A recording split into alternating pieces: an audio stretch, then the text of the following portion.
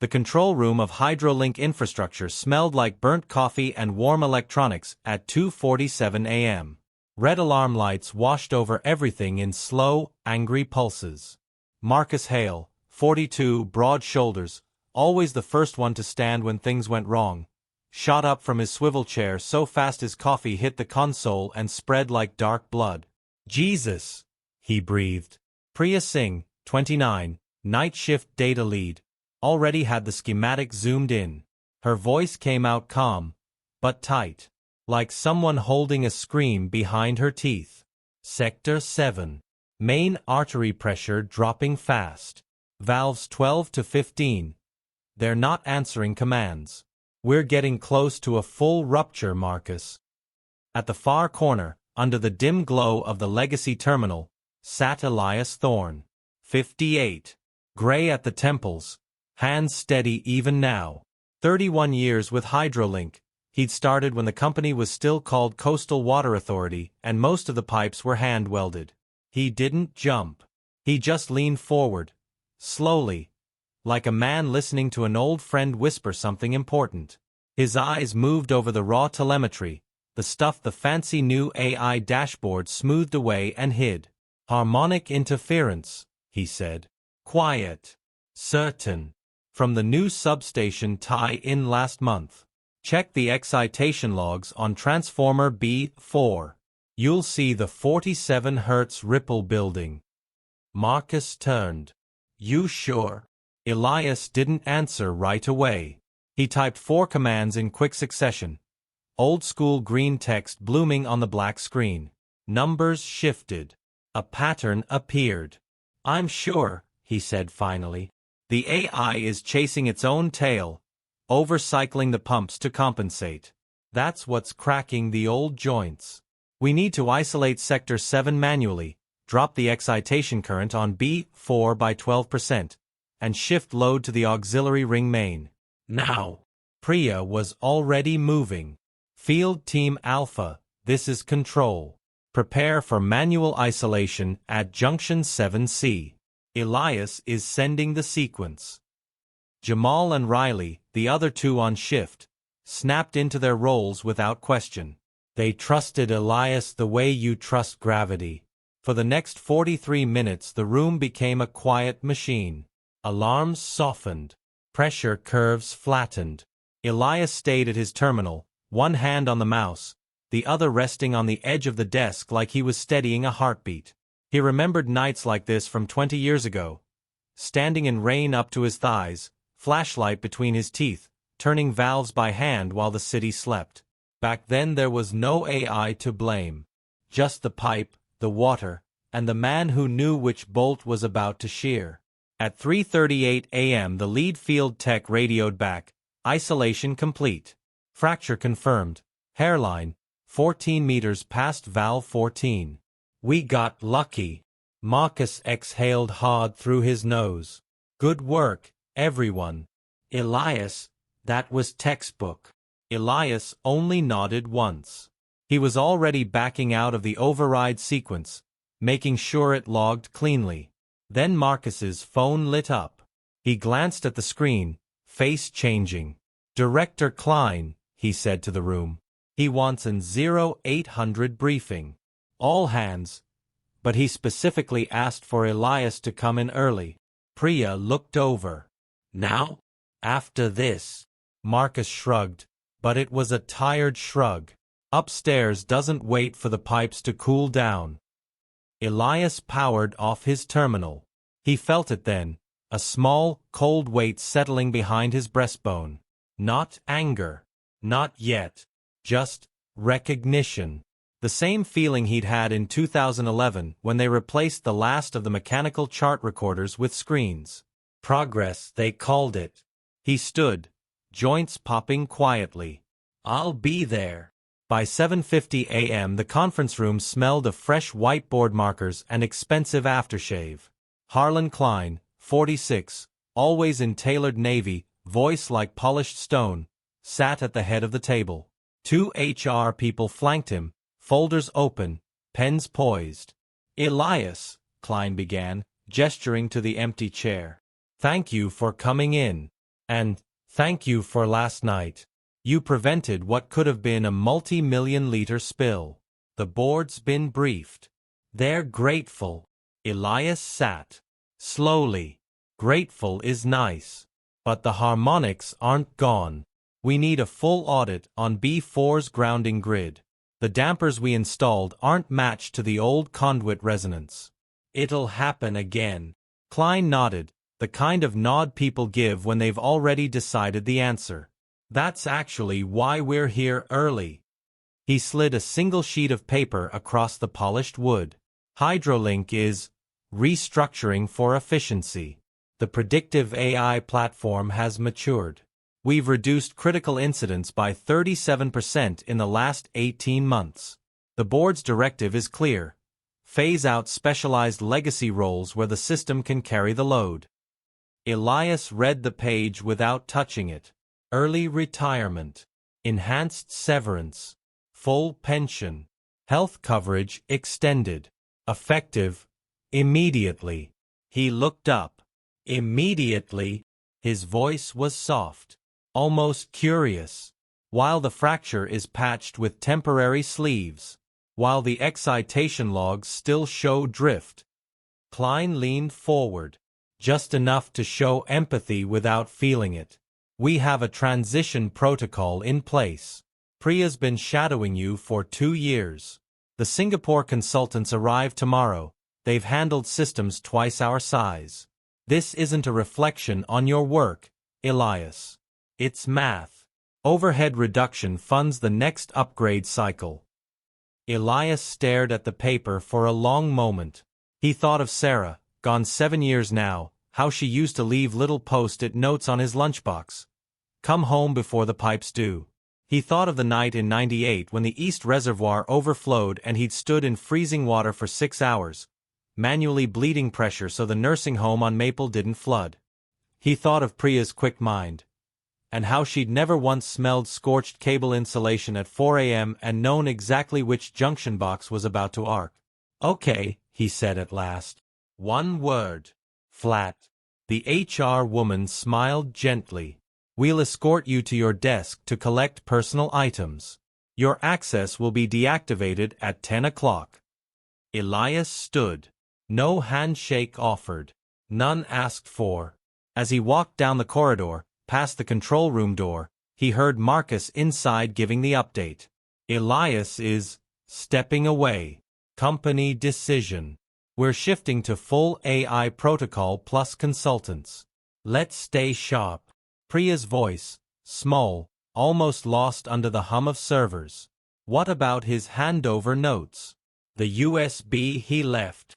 Marcus, policy says we don't use unofficial documentation anymore. We'll manage. Elias kept walking. Outside, the morning sun hit the glass facade like it was trying to blind him. He climbed into his old pickup, the one with the dented fender from that ice storm in '09, and sat there for a minute with the keys in his hand. He didn't cry. He didn't curse. He just exhaled. Long, slow. Then he started the engine and drove away from 31 years of listening to the city breathe through its pipes. Elias didn't go straight home. He drove past the turn to Maple Ridge, kept going along the old coastal highway until the city thinned out into salt marshes and rusted chain-link fences. He pulled over near the spot where the original 1972 aqueduct crossed the road, the one they'd buried new smart pipes under but never removed. He killed the engine, sat there listening to the tick of cooling metal, and the distant hiss of water moving through concrete somewhere below. 31 years. He thought about the morning Sarah had driven him to his first shift here. She'd kissed him at the gate and said, "Don't let the pipes boss you around, okay?" Now the pipes were still bossing, just without him. Back at Hydrolink, the control room felt strangely quieter after Elias left. Not because the alarms had stopped, they hadn't, but because something intangible had gone missing. Like when the baseline hum of an old fridge finally dies and you realize how loud silence can be. Priya kept refreshing the acoustic monitoring feed. The tiny 47.2 Hz ripple was still there, growing very slowly. She pulled up Elias's old terminal again, the one nobody had logged out of yet. She typed, "Show harmonic history B4 since 30D." The screen filled with green lines, spikes, dips, and Elias's handwritten annotations from months ago. / July 14th, excitation drift begins after tie-in. Detune -10% fixed it temporarily. Watch phase angle. / August 22nd. Same pattern. -12% better. Do not let AI auto-compensate above 85% load. Priya's throat tightened. She whispered to the empty chair beside her. "You knew." Marcus walked past, carrying a fresh mug. Saw her staring at the legacy screen. "Priya, we're waiting on the consultants. They land at 1400. Singapore team says they've modeled this exact configuration before." She didn't look up. Elias modeled it in 3 a.m. rain with a flashlight and a multimeter. Their model is running on clean data. Ours isn't. Marcus paused. Longer than usual. "Look, I get it. He was the best we had. But the board's directive is crystal. No unofficial overrides. No personal logs. We follow the approved transition playbook." Priya finally met his eyes. "And if the playbook is wrong?" Marcus opened his mouth, closed it. Then he said the thing supervisors say when they don't have a better answer. "We monitor. We escalate if needed. That's the job now." By 3:15 p.m. the consultants arrived. 3 crisp shirts, laptops already open, accents clipped and confident. Led was Dr. Mei Lin, mid-30s, PhD in Systems Resilience, published 3 papers on AI-augmented critical infrastructure. She shook Marcus's hand like she was sealing a contract. "We've reviewed your telemetry packet," she said. "The resonance is within expected bounds for a partial legacy system. Our recommendation: increase damping coefficient on the virtual PID loops by 18%. Run a stepped ramp-up on pump cluster C. Should settle within 4 hours." Priya spoke before she could stop herself. "The last time we ramped pumps during a harmonic event, we lost 2 joints in Sector 6. Elias detuned the transformer instead. It stopped in 20 minutes. Dr. Lin smiled, polite, professional, faintly pitying. "That was pre-upgrade, correct? The new virtual dampers model transient responses with 94% accuracy on our testbed. We're confident." Marcus nodded. "Do it." They did. At first, it looked good. Pressure smoothed. The AI dashboard stayed reassuring green. Dr. Lin's team took screenshots for their post-mortem presentation. But at 7:19 p.m. the acoustic array picked up something new. Not a clean 47 Hz anymore. A growing, warbling sideband. 47.2 Hz plus a lower companion at 46.8 Hz. Like 2 mismatched gears starting to grind. Priya saw it first. Her pulse jumped. "Marcus." He came over. Looked at the waveform. Dr. Lin leaned in. "Minor beat frequency. Expected during damping adjustment. It'll decay." Priya's voice came out smaller than she wanted. "Elias said when you see the lower sideband appear, the excitation current is already saturating the core. If you keep ramping pumps, you push it into thermal runaway on the transformer windings." Dr. Lin's smile thinned just a fraction. "We've stress-tested this scenario. Thermal runaway requires sustained overload above 110%. We're at 87% now." Priya pointed at the trend line. "We were at 81% when the sideband appeared.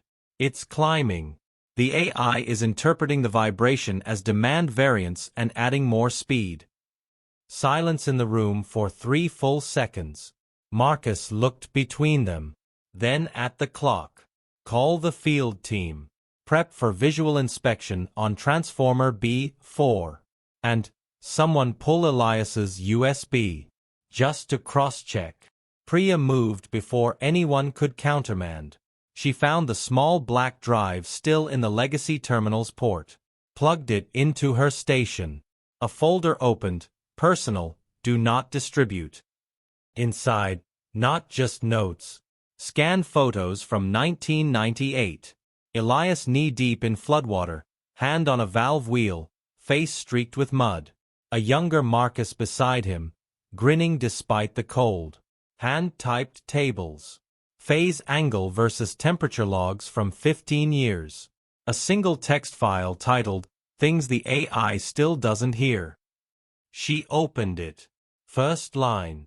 The pipes talk. Not in data points. In feel. In smell. In the way the floor vibrates under your boots at 3 a.m. Teach them to listen before you take the last set of ears away. Priya's eyes stung. She blinked hard. Then she read the next paragraph, the one that mattered right now. Transformer B4. When lower sideband appears, excitation has already saturated. Do not increase pump speed. Drop excitation to 75% immediately and hold for 45 minutes. If oil temp rises above 82 degrees Celsius, trip the breaker manually. AI will fight you. Override code, TH 1998-04, Legacy Lockout. She looked up. Marcus, we need to drop excitation now. Elias left the exact override sequence. Dr. Lin cut in smoothly. We do not have authorization for manual breaker trips without documented thermal excursion. Current oil temp is 74 degrees Celsius. Safe. Priya turned to Marcus. Really looked at him. You were there in 98. You remember what happened when we ignored the feel and trusted the gauges. Marcus stared at the screen, at the slowly climbing sideband, at the green dashboard that refused to admit anything was wrong. His jaw worked once, twice. Then he said the quietest, heaviest sentence of his career. Do it. Priya's fingers flew. Override accepted. Excitation dropped.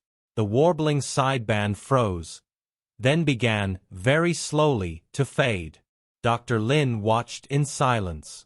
Her tablet stayed in her hand. No notes taken. Outside, the sun had long set. The control room lights felt colder now. Priya leaned back in Elias's old chair. She whispered, so low only she could hear it. Thank you. The vibration in Transformer B4 didn't vanish all at once. It faded, slowly, like a bruise changing color over days. By 10:22 p.m. the sideband had dropped below detectable levels. Oil temperature peaked at 79.4 degrees Celsius and began its quiet descent. The pressure curves in Sector 7 and 8 flattened into something almost boring. The consultants stayed another hour, mostly silent, then packed their laptops with polite nods and promises of a detailed after-action report. Dr. Lin left last. At the door she paused, looked back at Priya who was still sitting in Elias's chair. For what it's worth, she said, voice softer than it had been all evening, your override probably prevented a cascading thermal event. Our model didn't weight the legacy core saturation heavily enough. We'll update the parameters. Priya didn't smile. She only said, thank you for coming. Marcus waited until the door clicked shut. Then he walked over, pulled up a spare stool, and sat beside her. Neither spoke for a long minute. Finally he said, very quietly, I should have listened sooner. Priya looked at him, really looked. Saw the lines around his eyes that hadn't been there 5 years ago. Saw the way his shoulders carried the same invisible weight Elias used to carry. You did listen, she answered. Eventually. That's what matters tonight. Marcus rubbed his face with both hands. I keep thinking, what if we hadn't pulled that USB? What if the breaker had tripped on its own and taken half the northern grid offline?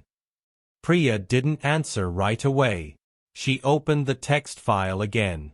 Scrolled to the very bottom. There was one last line Elias had added only 3 weeks earlier. If you're reading this because something went sideways, remember, the system is only as smart as the last human who touched it with their hands. Don't let them take all the hands away. She closed the laptop gently. I think we need to talk to the board, she said. Not tonight. Not angry. But soon. About keeping at least one legacy station. About archiving the personal logs properly. About not assuming the machine hears everything. Marcus nodded once. Slow. Tired. But certain. Yeah, he said. We do. The next morning Elias woke at 6:15 like always. Habit didn't care about severance packages. He made coffee the old way, percolator on the stove, no pods, no timers. Sat at the kitchen table and watched the steam rise. His phone had 3 missed calls from Priya. 1 voicemail. He didn't play it yet. Instead he walked out to the small shed behind the house. Inside, on a high shelf, sat a dusty cardboard box labeled Coastal Water Archive. Old logbooks. Polaroids from outages. A cracked multimeter he'd used since 1994. He pulled the box down. Sat on an overturned crate. Opened the first logbook at random. September 12, 2001. A Tuesday. The whole country still numb. He'd worked a 16-hour shift because someone had to. The entry was short. Pumps held. City didn't notice. That's the job. He closed the book. Felt the hollow ache again, but smaller this time. Not gone. Just quieter. Around 10 a.m. he finally listened to the voicemail. Priya's voice, steady, but with something raw underneath. Elias. It was B4. Just like you wrote. We used your override. TH 1998-04. It worked. Everything's stable now. We wanted you to know.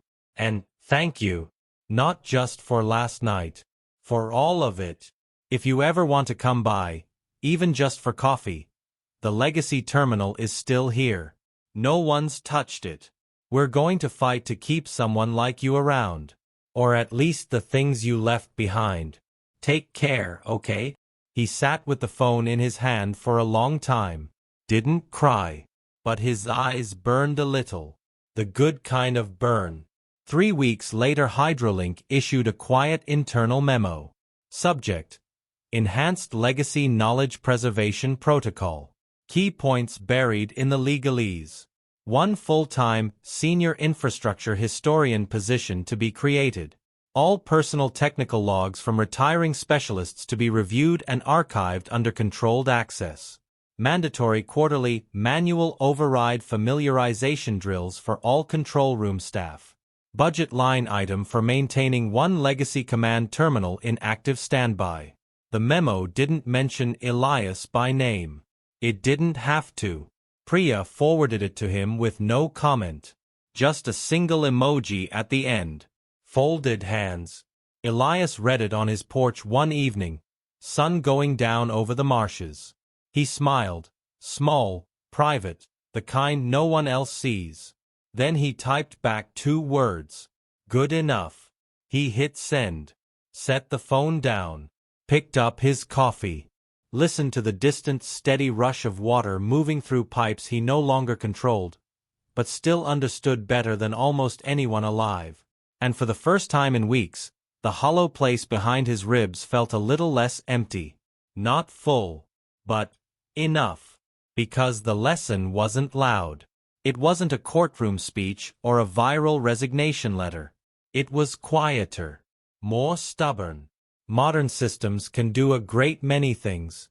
They can predict, optimize, scale. But they cannot yet feel the tremor before it becomes a fracture. They cannot smell scorched insulation and know, bone deep, what comes next. And as long as that gap exists, the most valuable thing any organization can keep isn't the fastest algorithm.